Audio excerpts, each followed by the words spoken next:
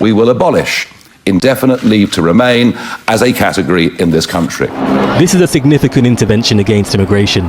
In the recent anti-migration protests, this is what those taking part said again and again. We've got nothing against the immigrants, the legal ones, the illegal ones, get everything. There's nothing wrong with immigration, but illegal immigration is out of control.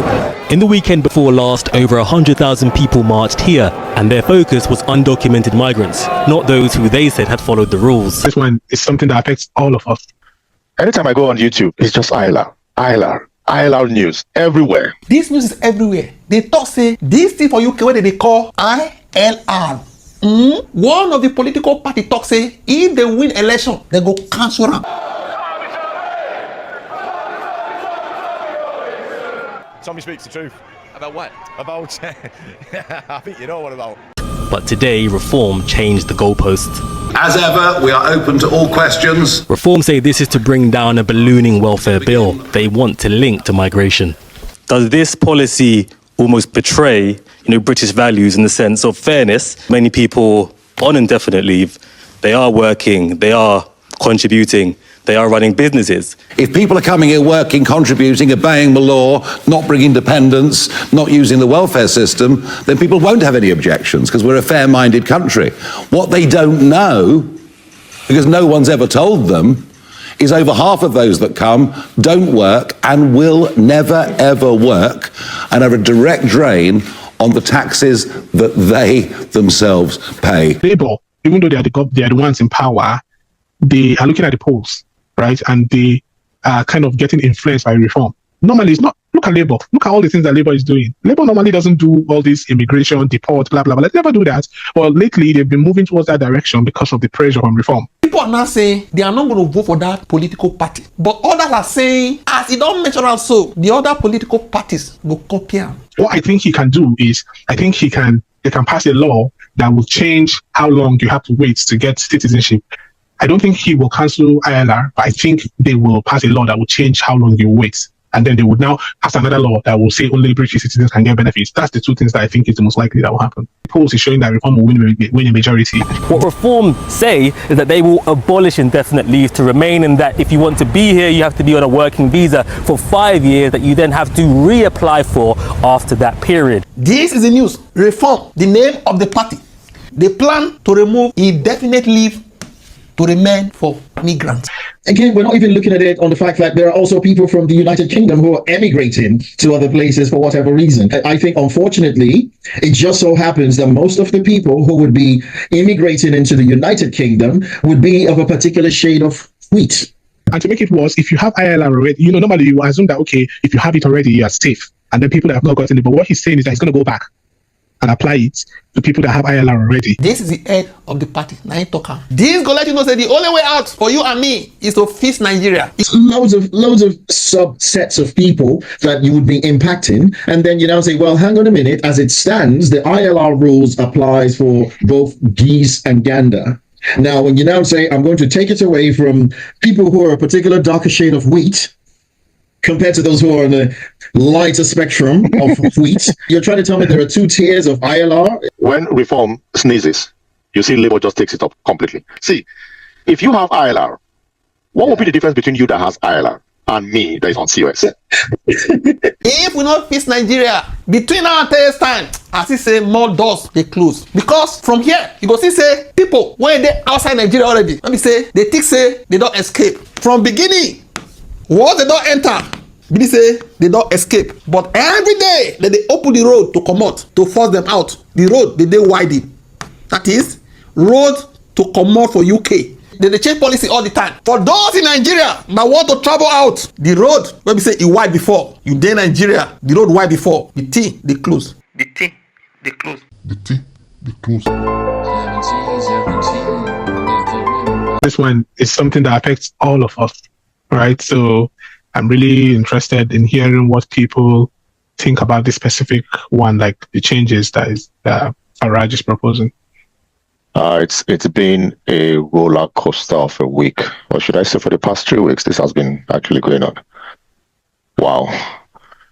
Anytime I go on YouTube, it's just ILR news everywhere.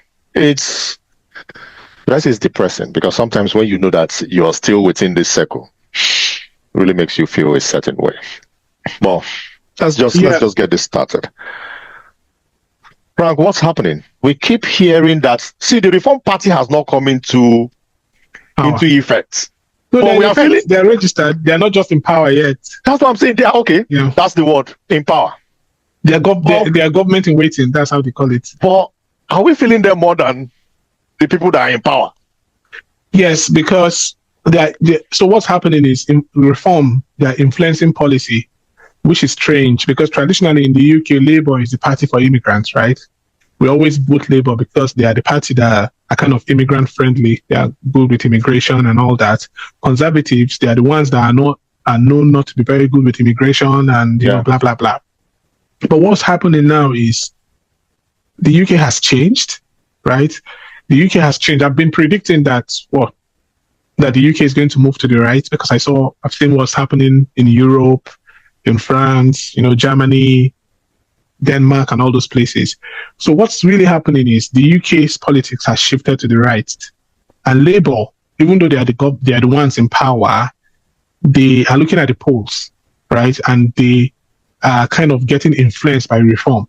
Normally, it's not. Look at Labour. Look at all the things that Labour is doing. Labour normally doesn't do all this immigration, deport, blah, blah, blah. They never do that.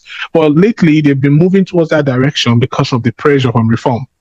So, and as for Reform, you know, it's like when people are already angry about something, right? So most people are angry about all these immigrants that are crossing through the channel. Mm-hmm.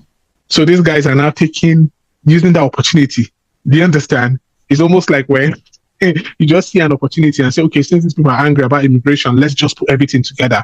And then sometimes some of the things they say is not true. You know, like, for example, he said that if they stop all the people on ILR from getting benefits, that they will save 230 billion.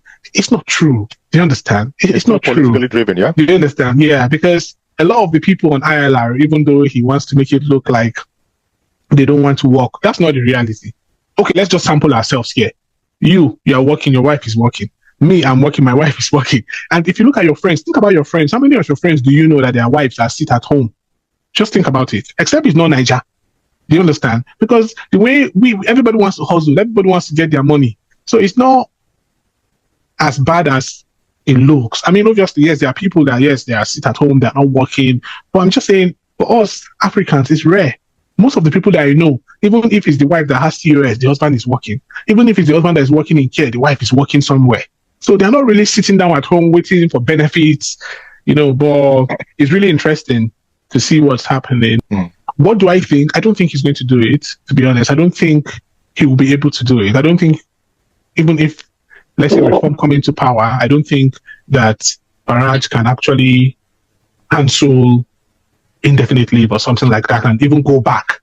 But what I think he can do is, I think they can pass a law that will change how long you have to wait to get citizenship. Because now it's 1 year, right? After you get your indefinite leave, you wait for 1 year before you get citizenship. I don't think he will cancel ILR, but I think they will pass a law that will change how long you wait.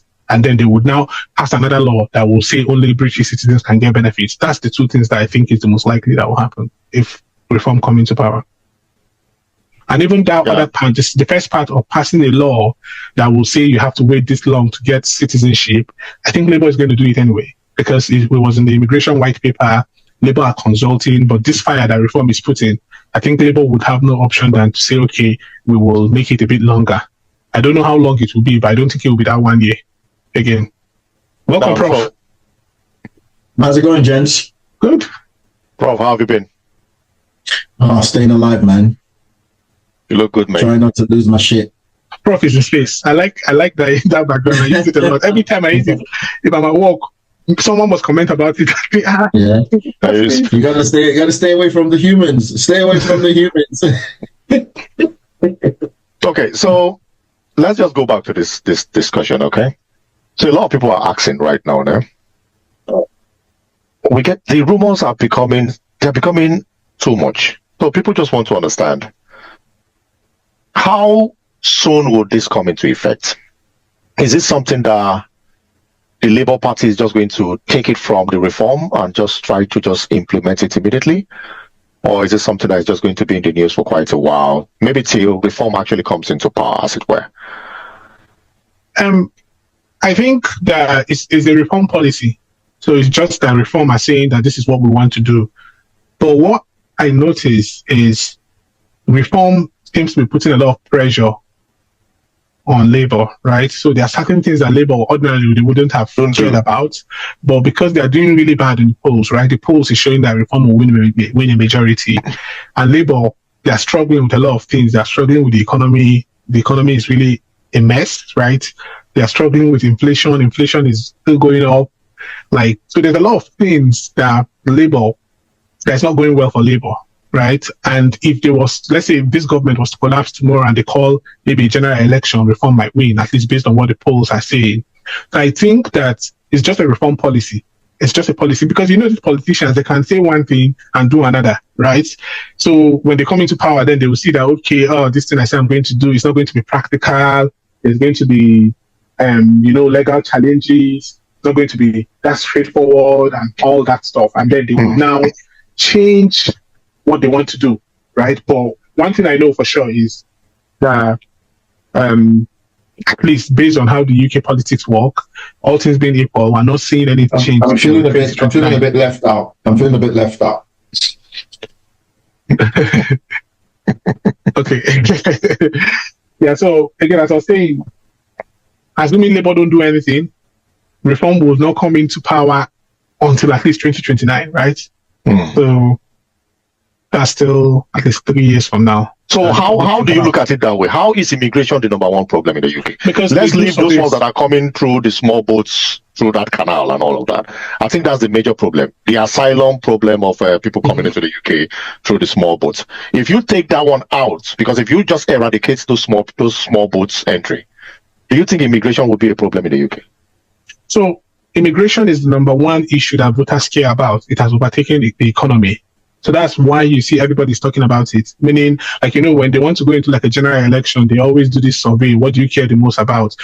Some people will say immigration. Maybe number 2 will be economy. Number 3 will be NHS or something like that. But as we speak, immigration is number 1. And the immigration is both legal and illegal immigration. So it's not like it's only illegal. I mean, you talk about the illegal one, which is a big issue, the people crossing through the channels. But even the legal immigration, the belief is that it's too high. And something needs to be done about it. And that's the reason why even Labour made a move to cut down legal immigration, right? They said, no more taking people from abroad. They want to bring in like some kind of salary requirement for your spouse to be able to stay in the UK. They changed the salary for students. For example, when they finish, you need a job that will sponsor your visa to stay in the UK salary. They made it a bit higher, making it more difficult for people that are already here to even get a job that will be able to pay them that amount. So yes, legal immigration and illegal is a big issue in the UK. And that's why you see the protests. Look at the protests that happened in London, right? I've been here that's a big protest. That's a very big protest, right? To have that kind of anti-immigration protest. I know they don't want to call it anti-immigration protest. They say it's free speech, right? But that's an anti-immigration protest, we know, right? Tommy Robinson, that's what he does. Yeah. So, yeah. What is the current situation? Immigrants can apply for indefinite leave to remain. What is that? That is after 5 years of continuous lawful residence in the UK. We are working, family, whatever. You still remain for UK after 5 years. Say you don't get any criminal record. You can remain there. Your family can remain. This is the route citizenship. Okay. ILR gives the right to live, work, study, and claim benefits in the UK. You fit claim benefit when you don't attain this status. It is also the key step towards British citizenship. Okay. Now after you don't arrive for UK, for some times you dey work, come spend 5 years. All you need now, and just 1 year. After 1 year, you can become a UK citizen. After holding ILR for 12 months, that is, you don't spend 5 years now, abi, for 12 months, that is 1 year. Migrants can apply for citizenship. That is 5 years. When you stay for UK, you enter the status. How long? 1 year. Then wetin you go be na citizen. The Reform Party talk say if they win, they go remove and they go cancel am. Say they no want that nonsense again. See am so? That is total 6 years of living in the UK. Now this one many people dey also for. I wan give my children better future. I wan give kini better future. They dey also for am. Irrespective of the bills, the taxes, they don't really care. As long as say after 5 years, I don get this one. 1 year later, become citizen. They fit endure anything to get here. Now, one political party talk say they wan remove am. Reform UK, that is the party led by this man Farage, talk say he go comot am. Why you wan remain here?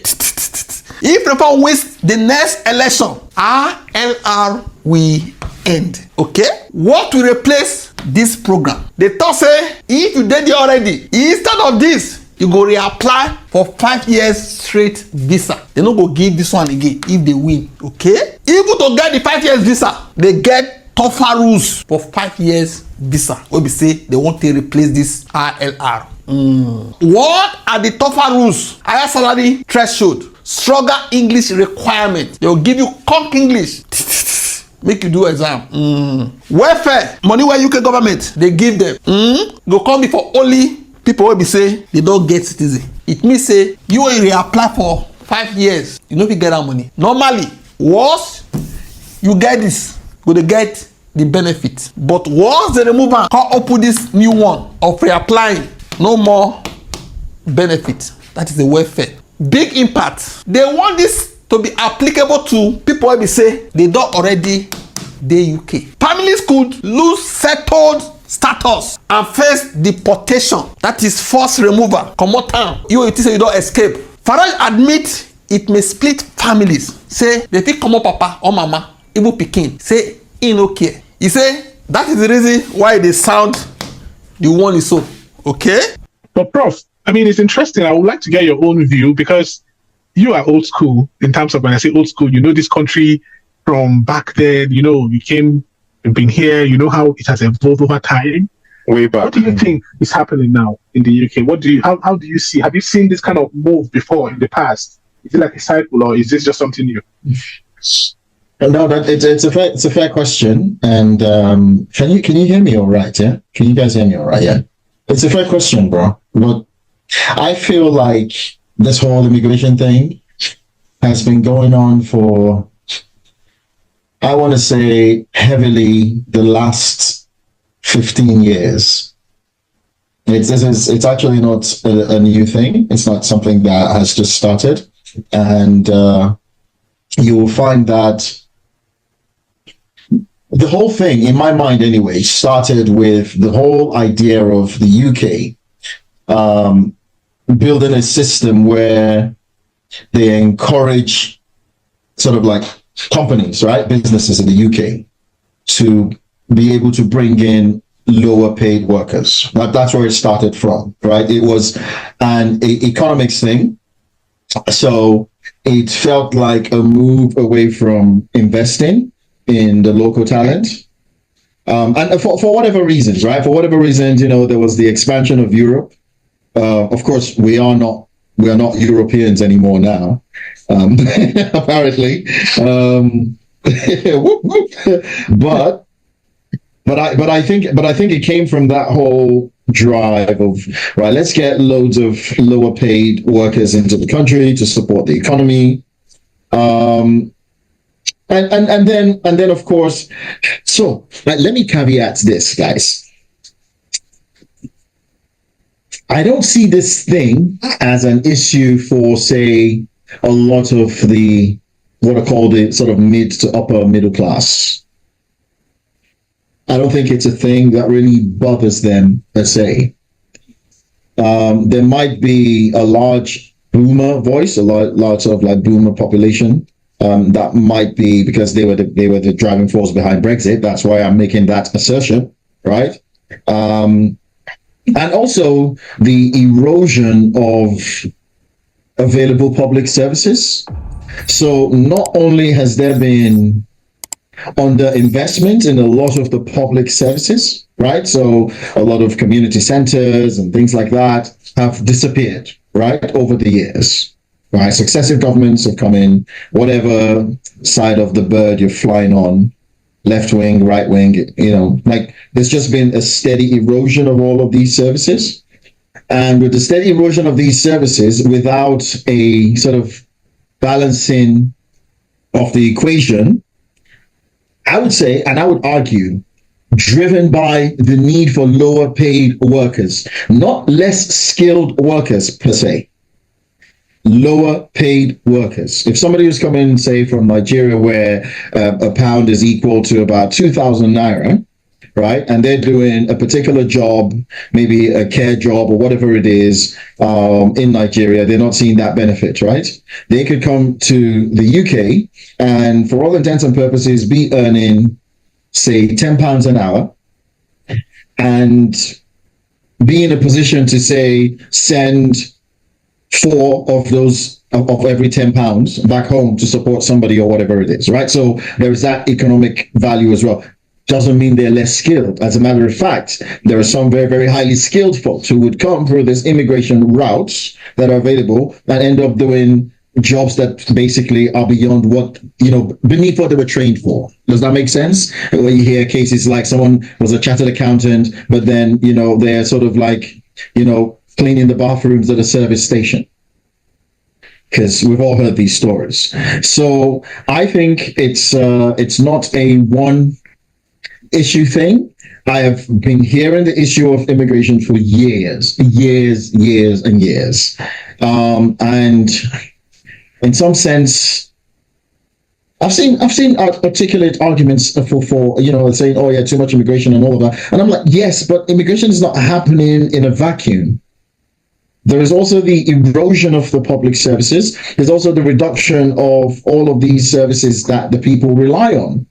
Now, if people have not been investing in these services, for whatever reason, we're in an island in the UK, land is premium. You can only extend so much, you can only expand so much. And, again, we're not even looking at it on the fact that there are also people from the United Kingdom who are emigrating to other places for whatever reason. And nobody's looking at those numbers. But all of a sudden, I think, unfortunately, it just so happens that most of the people who would be immigrating into the United Kingdom would be of a particular shade of wheat. It's just because, and then there is that whole sort of like global interactions of certain power players driving certain policies within the developing countries that doesn't allow them to grow as fast as they will grow. There are the issues with the IMF, for instance, not providing same interest rates, right? So there is a myriad of things and I think it's very, very simplistic when a lot of people come out and shout, and that is because the human brain is very lazy, unfortunately, guys. And I'm saying this from a scientific perspective. The human brain is very, very lazy. We'll always look for the path of least resistance. And it is easy to point a finger at somebody else and say, well, you don't quite look like me. You must be the reason for my issues. You don't quite look like me. You must be taking the jobs that I wouldn't take because I wouldn't accept the pay that you're accepting for. Yeah, exactly, yeah. Prof. I mean, you just hit the nail on the head. Yeah. Because there's one thing you mentioned about how part of this whole thing works out to be people emigrate out, but people coming in. One thing specifically, Araj was asked. They said to him, if you're cancelling this indefinite leave to remain, what about people that came in through EU settlement? Because, with the EU settlement, they ended up with indefinite leave to remain as well. Exactly. Will it affect them? And he said no. And he said they're on a different database. Exactly. They're on a different database, mate. They're on a different database, mate. We're tech people, man. Yeah, so database is not going to be affected, mate. Exactly. So you see where this is going, right? You see where this is going. To be honest, when I saw what Faraj said, and I'm thinking in my head that wow, because I remember when there was a time that I was looking forward to ILR, right? I was on a work visa. And I didn't feel secured enough because, obviously, Prof, as if you have maybe this work visa, if you lose the job, you have to get another job in 3 months or you have to leave the country and blah, blah, blah. Yes. So I didn't feel secured enough. So I remember, looking forward to this 5 years when I'll get ILR, and then the day I finally get it, when I held that card, I felt like, yeah, I'm now relocated to the UK. If before get it, I just getting that ILR, I just felt like, okay, yes, I have permanent residence now. If I travel abroad and come back, I'm not scared anybody's going to cancel my visa anymore. I did travel abroad, came back, they still ask me questions coming in. Like, where are you coming from? And stuff like that. And I'm thinking, why are you asking me all this? Don't I have permanent residence? Even with your ILR.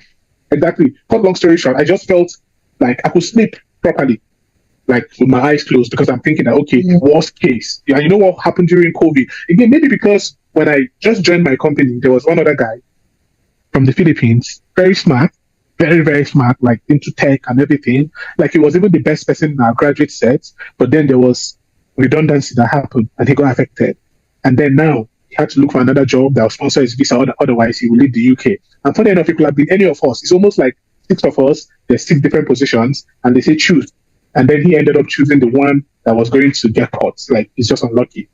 And so that kind of clicked on my head that, wait, hold on. This work visa, it's just one leg in, one leg out, right? Because if you lose the job, you have to find another job. Otherwise, you have to leave. And I've seen people, in fact, I know someone that it's happened to. They lost the job. They could not get another job. They had to leave the UK, right? So again, as I said, ILR was like, yes, I'm settled now. So to not get to that position whereby even with ILR, you'll be scared, I think it's bad. I think it's really bad. Because I think this is the worst. One thing I actually wanted to ask, I just want you guys to be very, very elaborate on this, because a lot of people just want to understand exactly what this means. If you have a lot of Nigerians that are, I really want to be particular about Nigerians because obviously we're Nigerians here. A lot of people listening to this will just want to, especially from our extraction, they will just want to know how this affects them. This has not come into law yet. Okay, the Reform Party is just like maybe for 3 years to whenever they actually come into power. But people will still want to, just keep asking questions because Nigerians are really not, they're not stable. They're not really, some of them are not sleeping well with all of this. Right, quickly, let me just quickly say, we don't know. In the UK, you don't know when a government, like this government can collapse tomorrow and they will call a new general election. It's happened several times, right? Liz Truss was Prime Minister for 45 days and then they call a general election. So, because will it still be like a whole election or will it just still be with the Labour? So what will happen is if it's not the Labour that will still bring some. No, when they bring somebody, the person will have to call a general election eventually because the person doesn't have the mandate. So the opposition parties will push him to say, the public didn't vote you. Like, for example, now the Labour, the deputy leader has resigned. If maybe the government collapsed, but the deputy leader becomes the prime minister, then you can say, okay, she was part of the ticket. Everybody knows she's deputy and they voted. But now she's off. He has chosen somebody else. If Kestama was to resign, they would choose somebody internally, Labour, to be the Labour leader, but they will have to call a general election. And that's what, didn't you see the pressure they were putting on Rishi Sunak to call a general election because the public didn't vote him. But that's what always happens. You have to call a general election. It might be 6 months, it might be 8 months, it might be 9 months, it might be 1 year, but you have to call a general election so that you can get mandate from the people, right? So nobody knows how long it will be, just to put it in perspective, right? And again, nobody knows if Reform win, if they will follow through their promise, because it's one thing to say something. I mean, we see it with Trump. You can say X, Y, Z, but when you win the election, then you might now soften up a bit, right? So go on, Fred. But just a quick one. Sorry to jump in there, but just a quick one on this ILR thing. I think the main difference or the main change that's coming in is that they'll be changing the wait period from 5 to 10 years, right? That's the key thing that they're changing. So instead of 5 years, it's going to be 10 years. Right? Yeah, that's what Labour wants to do, but Reform has a different agenda that is worse. Yeah. In fact, Reform wants to cancel. Reform is saying, I've not caught up with what Reform is saying. So it was just yesterday. I think it was. What I heard yesterday about Reform. Reform is saying they want to cancel ILR completely.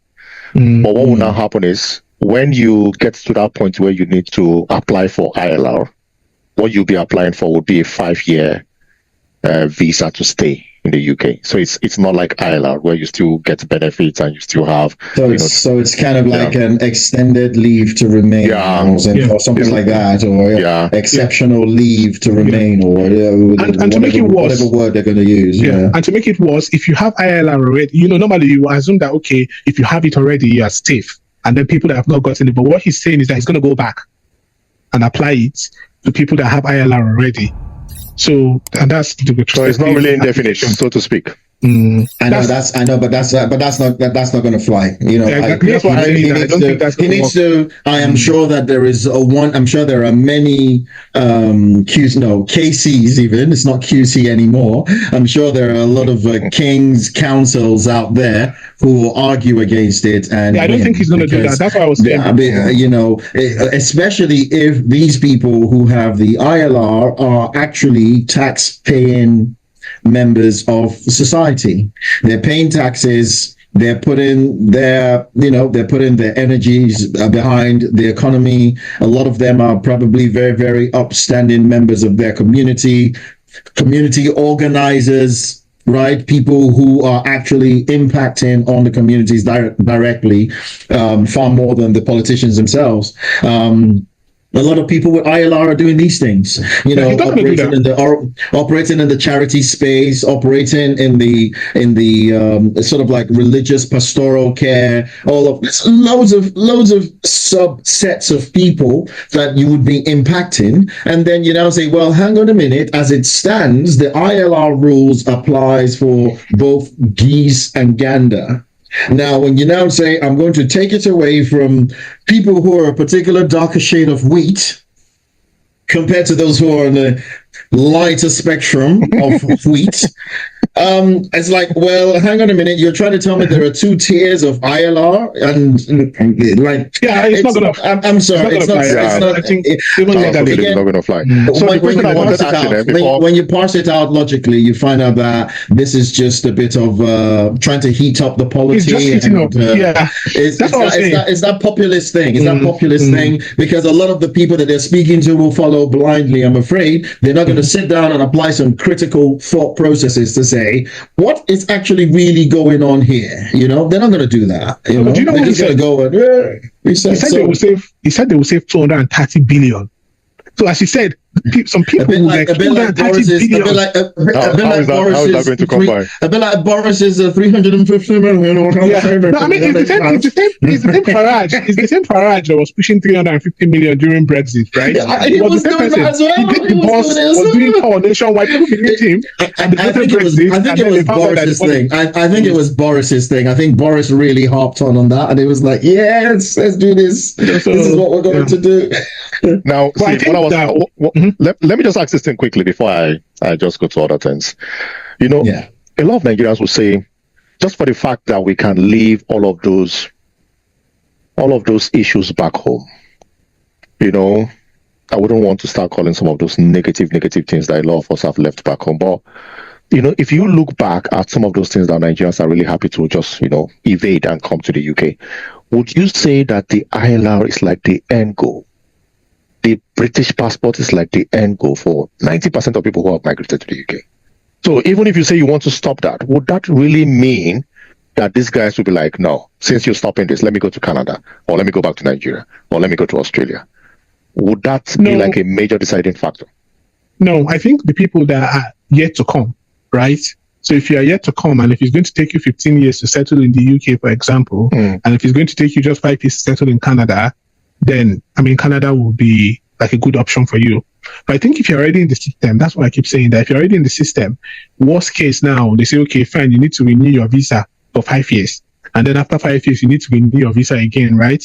For most people that are here, I think they will stay back, only if maybe they are not in the system already. What I mean by in the system is if you're already on the path, okay, let me give you an example.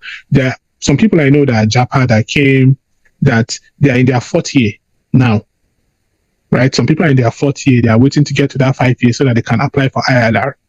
So if you now change it and say it's now 10 years, they're not going to say, okay, I'm packing my bag, I'm going. Some of them have bought houses already. I know a lot of people that are on sponsorship visa, they've already done mortgage, they bought houses already. So they're going to say, okay, I'm canceling it, I'm selling the house, I'm leaving back to Nigeria, or, most of them will say, okay, fine. I'm not happy with that. Listen, mate.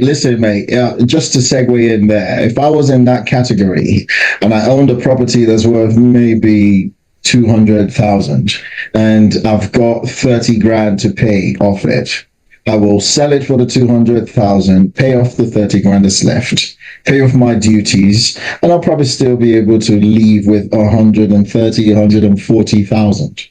Yeah, but these people we're talking about are people that came 3 years ago.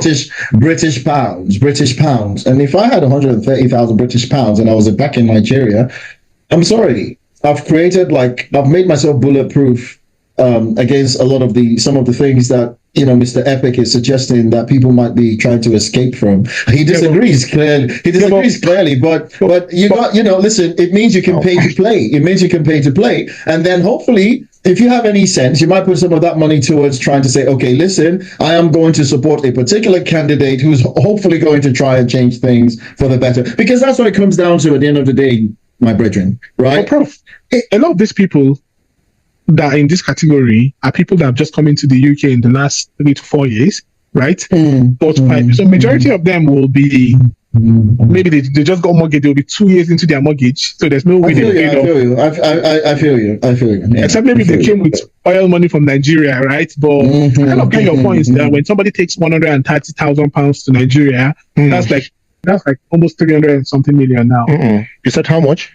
If you take £140,000 to Nigeria, that would be about 300 million. 300 million. Are you sure? Yeah. Based on the exchange rate, that's a good capital for a business if you have the business idea. 200 million. Based on the exchange rate. But what are you talking about? You just buy a few properties in somewhere like Kaduna or Bauchi and buy them outright and be living off the proceeds. Prof, we've talked about this thing before, you remember? We've talked about this thing before. I mean, you can spend like 45 million and buy 3 different houses and rent it at good rates. And if it's like a nice part of Barnawa, for instance, in Kaduna or somewhere else, somebody will pay you 1 million a year on one of those properties. Even more, and especially if it's furnished and you're chilling. Anyway, I digress. It's just I just feel like it's not all doom and gloom. I think that a lot of the time these politicians do all these things to try and just heat up the polity, and when it comes down to the actual modalities of making it happen, it becomes a total different thing. It's easy, talk is cheap, right? According to DMX. So let's see how it really happens. Who knows what the geopolitical landscape is going to look like when that so-called general election is called, right? Who's to say that reform will still be making the inroads that they're making? There's this whole thing with I know that Labour is definitely in a position where a lot of their votes will be split, but let's not forget that a reform winning in the United Kingdom is not a done deal, because there is potential for coalition governments. I mean, to a lot of people's dismay, we had one in the past during Cameron's time. We saw how that played out. And I personally, I think it is more likely that perhaps the Labour government, the Labour movement will probably try and link up with, say, I don't know, the Lib Dems maybe, because they kind of feel like in terms of cardinality, they're kind of relatively close to each other. Well, at least if you're sort of like, center on the Labour side, then you might be able to get a coalition with the Lib Dems. And then, of course, a lot of these conversations then change, The reform, do they really have that followership? If there were to be elections today, would they have that very strong? Yeah, the polls is showing that reform will win. But Prof, you raised an important point, because just yesterday, the Lib Dems, they did their, I think, national conference. And the leader said he was open. I did notice that. Yeah. Okay, and the leader of the Lib Dem, he spoke about how he's open to doing a coalition with reform. With Labour to stop reform. Just to stop reform, said it that is happy to do, come together with. But the thing is, even Lib Dem spoke about, I think overall what will happen is the immigration landscape has changed in the UK, right? The fact that Labour, Prof, think about it, Labour is proposing to change the time you wait from 5 to 10 years. Labour, normally you expect Labour to say we're cutting it to 4 years. Immigrant party, right? So for Labour to say they want to, I think they're doing the consulting now, and based on what reform has And now, to be honest, I expect that maybe in the next 1 or 2 months, Labour will say they've done it. Like they will make it 10 years. But before Labour came into power, I thought Labour had their plans. I thought they had their, their manifesto and all of that. But right now they are riding. This is not part of it. Part of it. Yeah, but it's like Labour is just sitting down waiting for reform to just bring up something, and they just start, working towards that. Where are your own reforms?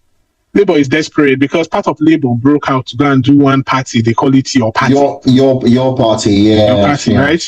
And then there's this issue with Gaza. The war in Gaza is also affecting Labour because obviously people are not happy with how they're handling it. Seriously, I know this is not the forum, but what's in the happen for Gaza? Not be war now.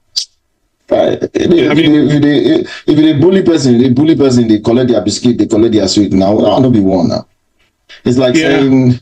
It's like Arsenal against your local five-a-side team. Like, come on, man. It's like, you know what I mean? Like, it's gone on for too long. To be honest, it's gone on for too long. When they say it's like when they say it's in a war, I said this is not war, man. What are you on about, man? You know what? You're bullying a bunch of people. They're talking about is war. Yeah. Anyway, sorry. Okay, so for a lot of people that are feeling jittery right now, for a lot of people that just think this whole rumors are becoming real, because when reform sneezes, you see Labour just takes it up completely. Do you think people who are in the UK right now should feel a certain way in regards to what's happening, or do you think they should start having some options? Should it be any options coming up? Again, it depends on what category you find yourself. Like maybe someone that is a student, that's on post-study, or is it graduate visa, they call it. The graduate visa is coming to an end. They've not gotten a job yet. Then surely they have to start looking for an option, right? For someone that is already maybe on a sponsorship visa, I don't think there's too much they can do. And I don't think people should worry themselves too much, because one thing I've learned is don't lose sleep over something you can't control, right? This is really out of our hands. I don't know if you get my point. Like, we can't really do anything about it. It's almost like it's government policy. Like, I'm still shocked that Labour made the changes that they made. I didn't ever think Labour will make that kind of changes. Quick sidebar. Is this affecting the skilled worker visa, the social care visa, the graduate visa? Is this being impacted as well, or that's what we're talking about now? The ILR. That's what we're talking about. From your COS, what would be the next step after your COS? So, assuming reform does what if let's say reform is in power, what Farage is proposing is he will abolish ILR. So let's say, for example, someone that is on COS, for example, when they come to renew it, they will renew it for another 5 years. But what he has not told us is, what does that mean? How long do you have to renew to become a British citizen, for example? If there's no ILR, we're presuming that you are saying that somebody... I'm not sure it's still going to be under a COS visa, so to speak. I think it's going to be like on a normal work visa, not like being restricted to one company or be working under one company. I'm not sure it's going to be like that, because it will be too stressful. A lot of people are going to leave the country. People who are coming that's what he wants to do. That's exactly what he wants. People can't stay in the country. That's the number of persons, not just Africans, people from the Caribbean, people from Asia, that are under COS, waiting for the 50th year to actually get their ILR. If you say you want to renew it and continue as COS, people will not stay in the UK. And that's the issue. He said 800,000. I don't know where he got that number from. He said 800,000 will get ILR next year. So that then out of that 800,000, the majority of them are not working. They are dependent of people that are working. They will now start claiming benefits and all that. So the parliament, I think a section of the parliament had a meeting. That was like 2 weeks ago. They had like a small meeting in regards to this. And they were actually discussing things that have to do with, there's this group of Hong Kong people that are also in the UK. I don't know if you heard of that. And they are also tied to this 5-year to ILR route. And that was also discussed. And according to what I heard, a lot of them, after that meeting, were saying that was not going to fly. The 10-year to the British passport route is not going to fly, because they don't see why people will come to the UK and you're working under the COS for 5 years. And when you're due to actually get the ILR, that's when you need to, reapply for a visa that gives you. See, it doesn't make sense. So even if this, is coming out very strong from Farage, I think a lot of debate is going to go into it. The parliament but the thing is that, but the thing is that as we speak, Labour have already proposed to change ILR from 5 years to 10 years. Well, it's going to still be debated in the House, yeah? No. So what they're doing is they're consulting. They do this kind of consultation phase. And that consultation phase is they're trying to figure out who is this going to affect? And they said there's a fast track, meaning there are some people that can still get it in 5 years. But who are these people? Is it going to be based on salary? Is it going to be based on the job that they are doing? For example, if you're working in NHS, hospital, nurses, doctors, and the rest, are those people the people you want to get it quickly? Is it the tech people, for example, that are earning high salary, paying high tax, or the NHS people that are helping the hospitals that are contributing to the UK society? So they don't really have answers yet. You get, and should it apply to people that have already been here, as you said, that have been waiting, because then you're breaking a contract because you told these people that it's going to be 5 years. They said, okay, I'm here. And then 3 years later, you now say, oh no, it's not going to be 5 years anymore. It's going to be 10 years. Is it fair for it to apply to people that have already been here?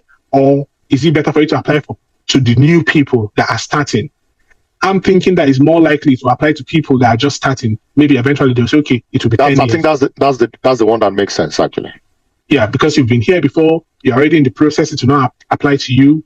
But if, let's say, maybe you are now getting COS now, then you know it's 10 years. I think that's fair, right? That's kind of the fair and easy way to do it. But again, that's what Labour wants to do, right? So we'll have to wait and see.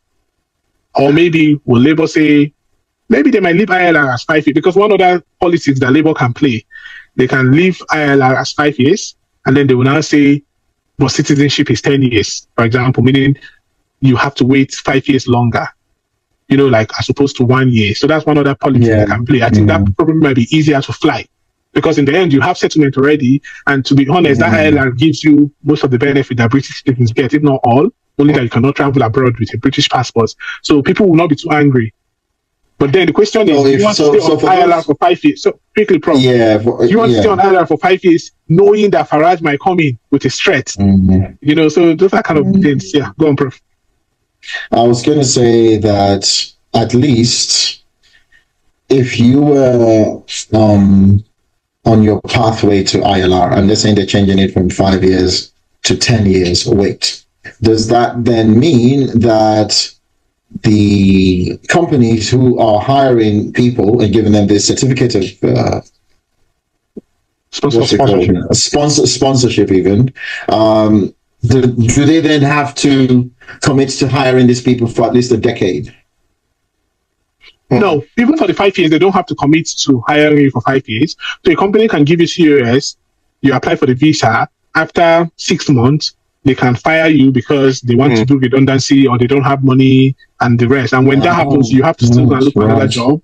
So my own issue, and then transfer your COS to that new job. Yes. If not, you have to leave. So that's where that's the issue I have with this whole COS thing, right? And I'm surprised that nobody's advocating for it yet. What I feel is fair is I understand why they say if you're changing jobs, you need new COS, right? You don't want company A to sponsor you, and then after 2 months, you leave them and go and work for company B. But what I'm saying is, if it's redundancy, like during COVID, companies lost money and they just have to fire people, this kind of mass firing. I feel like it's only fair to say, if you lose your job in that manner, at least you should be able to find another job in the country without requiring COS. Because it's not your fault. It's just the economy or, government policy or COVID or something like that. But literally what these people will do is they will tell you that, you need to get another job in 3 months. And they will send you a letter and say, if you don't get another job, then you have to leave the country. Because they will say it's the job that brought you to the country, which I think is really harsh. But that's kind of what it is now anyway. Do you think there would be like a massive impact on the economy of the UK and a lot of structures in the UK if this becomes like a major reform, like when you say there's the ILR, immigration generally, do you think it's going to affect like a lot of settings in the UK? No, because I think that let me not exaggerate, I think 95% of the people that move in here with COS, I don't think they're going to leave. I think most of them came in here because they're looking for a better life. right? So all the ones that came from Ghana, from India, from Nigeria to do care, to work in NHS, to be doctor, to be nurses, they're not going to leave. So even if you say, oh, COS is not 5 years anymore, it's 15 years, I'm telling you, Fred, they're not going to leave. In fact, how you know that they're not going to leave is that, as I said, Prof, many of them have done mortgage already. In fact, I'm surprised because, it took me some years, like I tried to understand the UK, where do I want to stay? Do I want to be in London? Do I want to be outside London? Do I want to be up north in Manchester? I started, for example, when I came, I was in Manchester, right? I left Manchester, I came to London, looked at how it is in London, decide, do I really want this? But there's a lot of people that, Prof, the first place they landed in UK, they bought houses already there. And I'm like, how are you sure that that's where you want to stay? But that's conversation for another day. But the point I'm trying to make is a lot of people did that because they're they want to settle in the UK. The UK is their home. They don't have any plans of going back. So just changing visa from 5 to 10 years, as long as they are still in that route, getting it, they will just continue living their life, continue working. Time will pass now. So you see, time will pass. See, next year, I'm going to be 10 years. Next year, July, 10 years. You see, I came 2016 to do my master's then, and next year, 10 years. So, again, as long as you are not idle, you're still living your life. You are getting married, you're having kids, they're growing up, they're going to school, life is happening. So there's really, I don't know, like, okay, even when people talk about, like, I remember before I got British passport, I was like, when I get British passport, I will travel, I will go to Europe, I will do this one. 1 year plus now. Mate, what happened? Mate, you're still getting shafted either way, mate. You're still getting shafted either way. So when you get to this day, you now realize that, I still have to work.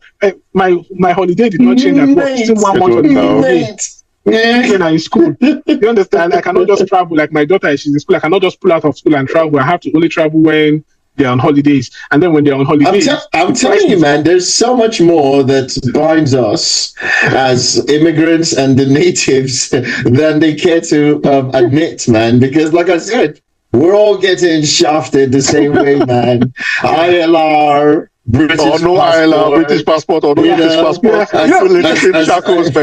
If you're not part of the landed gentry and the political elite class, mate, you're getting shafted the same way by the system. I don't know why they try and make us feel like we're totally different from each other. I know. My friend, that's a very good point too, because basically, funny enough, I was having a discussion with someone, and the person was like, "See, if you have ILR, what would be the difference between you that has ILR and me that is on COS?" I think what would be the major? The difference is the person that has ILR, he can work any job, but you can't, right? You can only do one job, except maybe if you are dependent. If you're not dependent, you can only work for the company that's sponsoring your visa. No, if you want to change, you need to apply. I'm just looking at it economically. Economically, you have ILR, even if you can work, and is it not work? You will still work there now. Is it like it's going to be free? It's not going to be a free job now. Of course. So if you travel out, you still work. If you travel out and you're entering at the port of entry, you will still identify yourself and coming. Yeah. You have COS, you will still identify yourself and coming. Yeah. So the only problem there, I think one of the benefits I see with ILR is just this benefits. It's just it's not just benefit to Fred. So let me just lie now. This thing you just said now about having the freedom to go around, just walk anywhere you want to walk. You're walking here, they give you any hassle, you just leave there and go to the next place and go and walk. And also the benefit that comes with being someone who has indefinite leave to remain. What other benefit again? What other benefit? Not just that. So if you're on a COS, if you're on a visa, right, for whatsoever reasons, coming into the UK, the immigration officer that's asking you a question can cancel that visa and they'll turn you back. And when you're on ILR? No. They can't just cancel your ILR like that. I don't know if you get, because it's settlement. I don't know if you get what I'm saying. So that's one key thing that people should take note of. If you're on a visa, they can cancel, the person there has the power to cancel the visa, right? There and say, I've cancelled your visa. No, for the same reason that you're cancelling someone that has COS, for that same reason, you can't cancel someone that has ILR. Would there be a special debate for you to cancel someone? Yeah, because for you to cancel someone that has ILR, you need that's some settlement visa, right? Before somebody gets indefinite leave to remain, they're going to meet certain criteria. They're going to apply. The government is going to look at a lot of things to say, okay, have you left the UK in the last 5 years? Do you have good standing in society? Blah, blah, blah. All those things before they give you ILR. So it's not as if people apply for ILR and they get denied. So it's not as if maybe if you apply for ILR, they'll just give you. Some people don't get it. Let's just be honest. So what I'm saying is that gives you more leg when coming into the country. Like, for example, if the way the immigration officer will even interrogate you to not be as much as someone that's on visa. I don't know if you get my point. Like, if you're on visa, there's that rate. If you go to YouTube, you'll see just search UK cancel visa on entry, you'll be shocked. So, and also, let me quickly add one thing as well. When you come to doing a mortgage, right, the rates you will see, the interest rates for someone that has ILR is different for someone that doesn't, right? If you're settled in the country, I've not heard of that. Yeah. Someone, so that I was told that, like, by a broker. Like in my company, we have this kind of mortgage brokers that is part of the benefits. They advise you and everything like that. I think for someone that has either ILR or a British passport. Someone that has ILR. In fact, someone that has British passport, right? The interest rates they see and the lenders they see more options than someone that has ILR. I don't know if you get, and someone that has ILR sees more options than someone that doesn't have. Because the thing is, they look at this person as, you are settled here, your leg is in here. Even when it comes to all this credit card, trying to get credit card and all those things, nobody will want to give you high limits if you're on visa because they don't know if you leave the country tomorrow, right? But when you're settled or you're a British citizen here, then they can say, okay, fine, I can give this person £20,000, £10,000 limit because I know that they are living in the UK. So yeah, there's some differences there. You see, even the options that you will see, like when the mortgage brokers go through their system, they do the search, you will see the lenders. So for someone that is British citizen, you might see 20 people willing to give them mortgage. Someone that is on visa, you might see just 5 or 6. And if you have only 5 or 6, you just have to take the best rate that is there.